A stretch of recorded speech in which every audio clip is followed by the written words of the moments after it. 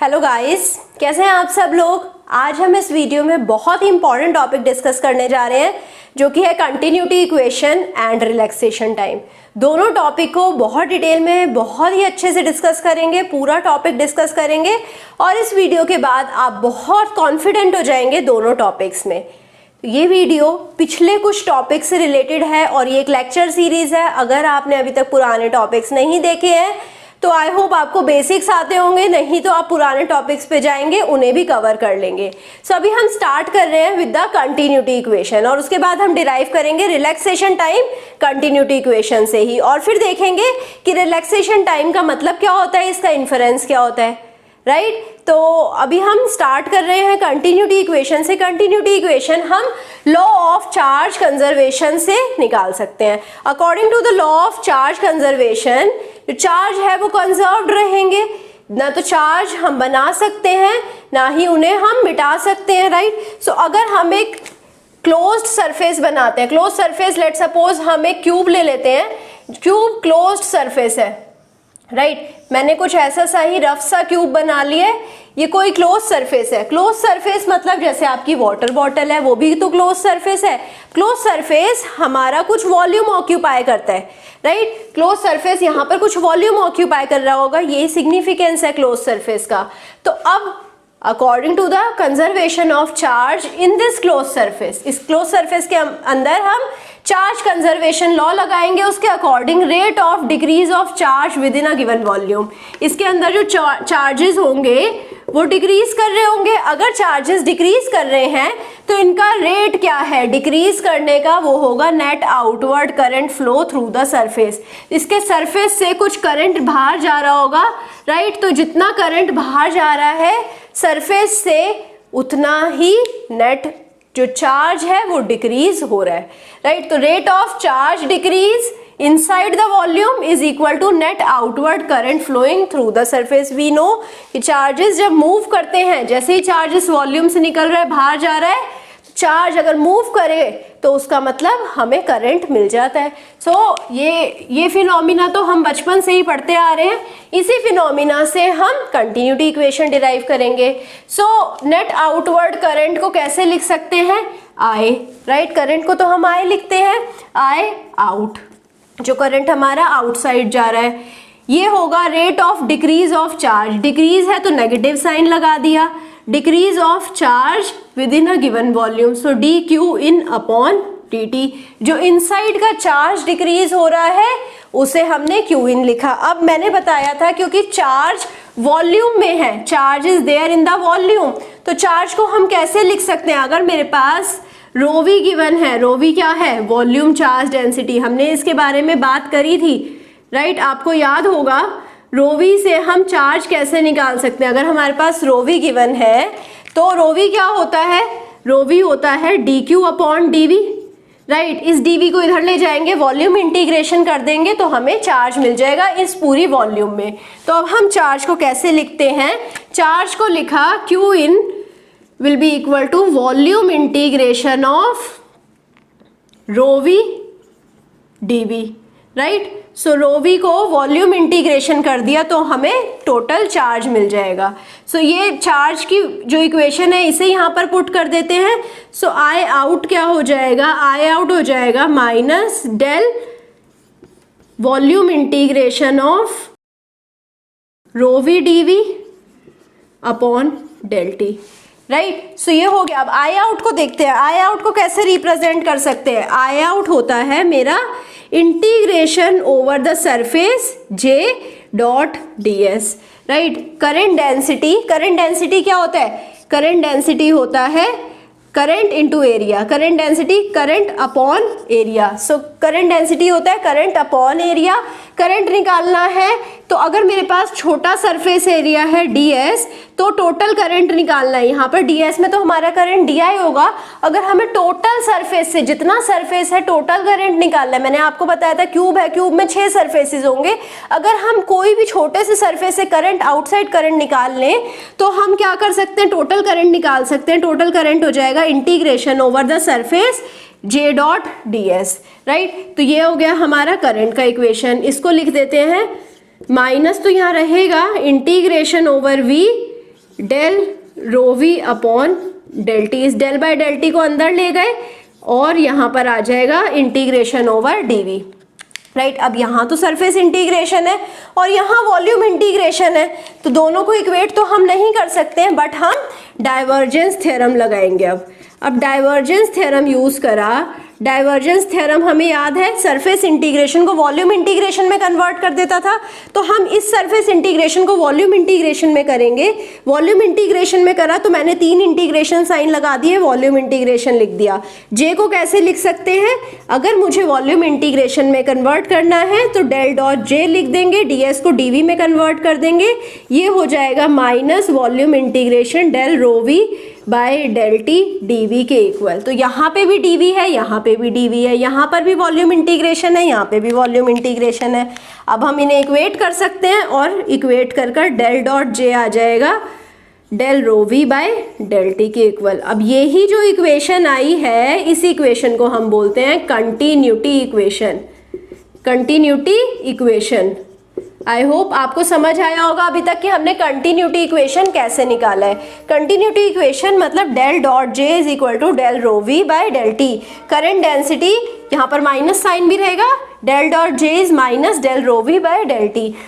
सो जो current density है वो change in volume charge density के इक्वल है। चार्ज बाहर जाएगा तो वॉल्यूम चार्ज डेंसिटी ये चेंज होने वाली है। चार्ज बाहर जा रहा है तो मतलब चार्जेस डिक्रीज हो रहे हैं, वॉल्यूम चार्ज डेंसिटी चेंज होगी। जो करंट है, करंट डेंसिटी, वो इसके इक्वल आ जाएगी। सो जब हमारे पास स्टेडी स्टेट कंडीशन है, सो अगर हमारे पास स्टेडी करंट है, स्टेडी करंट में हम क्या बोलेंगे, डेल डॉट जे 0 हो जाएगा, राइट। मतलब कि जो चार्जेस सरफेस के अंदर आ रहे हैं, राइट, चार्जेस हमारे सरफेस में इंक्रीज हो रहे हैं, चार्जेस सरफेस में बन रहे हैं, एक वॉल्यूम है जिसके अंदर बन रहे हैं, उससे जितना सरफेस से जितना करंट निकल रहा है वो उतना ही है जितने चार्जेस अंदर आ रहे हैं। तो जितने चार्जेस इस वॉल्यूम के अंदर आ रहे हैं उतने ही चार्जेस सरफेस से बाहर जा रहे हैं और करंट प्रोड्यूस कर रहे हैं। तो ये हो जाएगी हमारी स्टेडी स्टेट कंडीशन और इक्विलिब्रियम कंडीशन। तो यहाँ पर del rho we by del T भी 0 हो जाएगा according to the continuity equation. जब डेल डॉट जे 0 होगा तो del rho we by del T 0 हो जाएगा। तो अब हम यही इक्वेशन यूज करते हैं, ये वाली इक्वेशन कंटिन्यूटी इक्वेशन यूज करेंगे, इसके साथ हम ओम्स लॉ यूज करेंगे। ओम्स लॉ क्या होता था, Ohm's law V is equal to I R, नहीं, जे और सिग्मा और E के टर्म्स में भी हम रिप्रेजेंट कर सकते हैं ओम्स लॉ को। जे होता है सिग्मा E के इक्वल, राइट। सो जे है सिग्मा E, ये है हमारा ओम्स लॉ। और गॉसेस लॉ, गॉसेस लॉ के अकॉर्डिंग क्या होता है, गॉसेस लॉ के अकॉर्डिंग हम डेल डॉट ई को रिप्रेजेंट कर सकते हैं। डेल डॉट ई क्या होता है हमारा, रो वी अपॉन एप्सिलॉन नॉट। सो अगर हमारे पास वैक्यूम है तो हम एप्सिलॉन नॉट ले लेते हैं, अदरवाइज एप्सिलॉन ले सकते हैं आप। सो यहाँ पर एप्सिलॉन ही ले लेते हैं, कोई भी कंडीशन हो सकती है, हम डेरिवेशन कर रहे हैं। तो डेल डॉट ई हो जाएगा रो वी अपॉन एप्सिलॉन। सो यहाँ से इस कंटिन्यूटी इक्वेशन को उठाते हैं। डेल डॉट जे था minus del rho we by del T, right. अब डेल डॉट जे, जे क्या है, सिग्मा ई, लिख देते हैं। तो ये कैसे लिख देंगे, del dot sigma E is equal to minus del rho we by del T. So sigma यहाँ पर कांस्टेंट है, सिग्मा तो कंडक्टिविटी है, कांस्टेंट है, इसको बाहर पुल आउट कर लेते हैं। सो कैसे लिख सकते हैं, सिग्मा डेल डॉट ई किसके इक्वल हो जाएगा, minus del rho we by del T. अब डेल डॉट ई की वैल्यू हमें पता है रो वी अपॉन एप्सिलॉन है, पुट कर देते हैं। तो यहाँ पर आ जाएगा sigma rho we upon epsilon is equal to minus del rho we upon del T. इसे इधर ही लिखते हैं बिकॉज अब स्पेस थोड़ा कम हो गया है। तो यहाँ पर sigma rho we upon epsilon is equal to minus del rho we upon del T, right. अब हम इसे रीअरेंज करेंगे, डेल टी को इधर ले जाएंगे, रो वी को इधर डिनोमिनेटर में ले आएंगे। तो क्या होएगा, यहाँ पर बचेगा sigma upon epsilon D T is equal to minus del rho we upon rho we, right. इसको इंटीग्रेशन कर सकते हैं, दोनों साइड आप इंटीग्रेशन करिए, इंटीग्रेशन करना आपको आता है सबको। सिग्मा अपॉन एप्सिलॉन टी हो जाएगा, डी टी का इंटीग्रेशन टी, और एक यहाँ एक कांस्टेंट आ जाएगा minus del rho we by rho v का इंटीग्रेशन होगा l N rho we, right. So यही होगा इंटीग्रेशन। अब हम इनिशियल कंडीशन पुट करते हैं। इनिशियल कंडीशन में हमने एज्यूम कर लिया है टाइम 0 पर, राइट, टाइम 0 अगर हमने लिया तो हमारा रो वी होगा रो नॉट। इनिशियल कंडीशन पर हमने जो charge density, volume charge density है, उसे रो नॉट कंसीडर कर लिया है।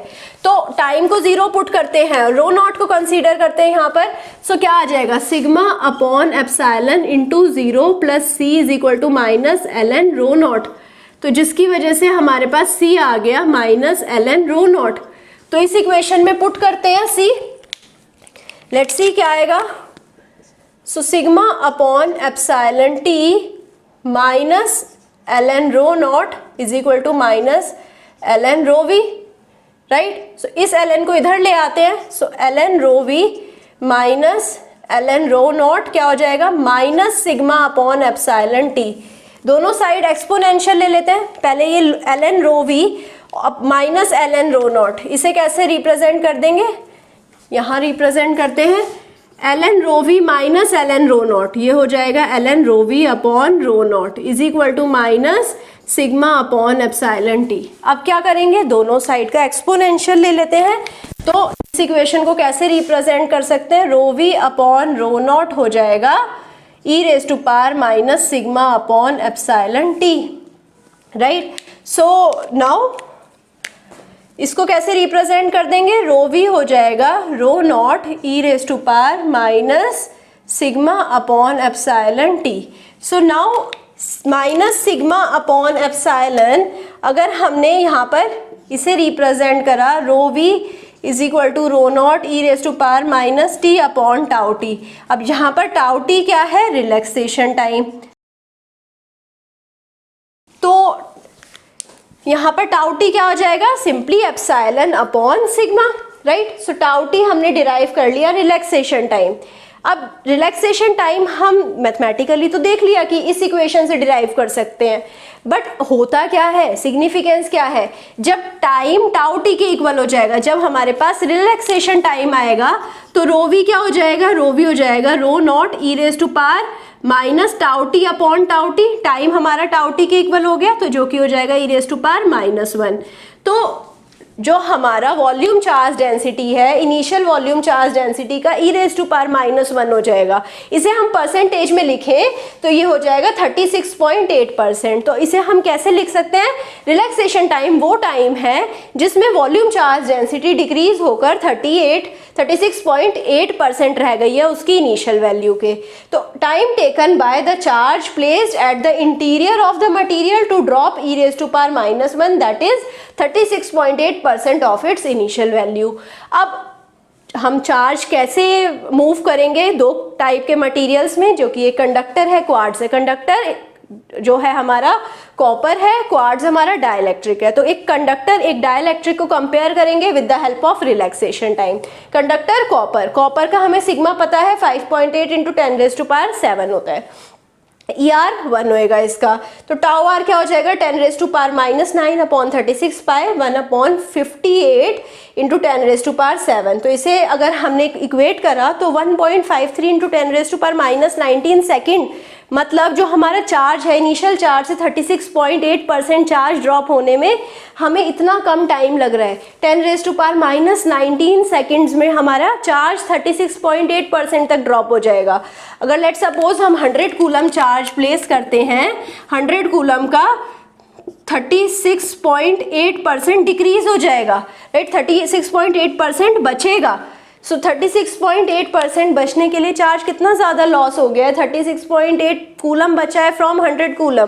तो आप देख रहे हैं कॉपर से चार्ज बहुत जल्दी मूव कर रही है, यही तो प्रॉपर्टी थी कंडक्टर की। अब क्वार्ट्ज देख लेते हैं, डाइलेक्ट्रिक का सिग्मा है 10⁻⁻17, एप्सिलॉन आर है 5।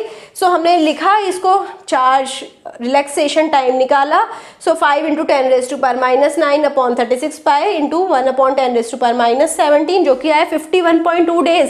क्वार्ट्ज पर अगर आप चार्ज प्लेस करेंगे तो 36.8% तक ड्रॉप होने के लिए 51.2 डेज लेगा।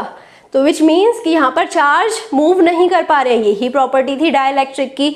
तो हमने रिलैक्सेशन टाइम से देखा कि प्रॉपर्टीज क्या होती है कंडक्टर की, डाइलेक्ट्रिक की, with the help of copper and quartz. I hope आपको दोनों डेरिवेशंस अच्छे से समझ आई होंगे। अगर कहीं पे भी कुछ भी डाउट है, अपने डाउट को कमेंट सेक्शन में जाकर लिख दीजिए, और अगर आपको सेशन पसंद आया लाइक करिए, सब्सक्राइब करिए, दोस्तों के साथ शेयर कर दीजिए और अपना फीडबैक ज़रूर दीजिए। Thank you so much.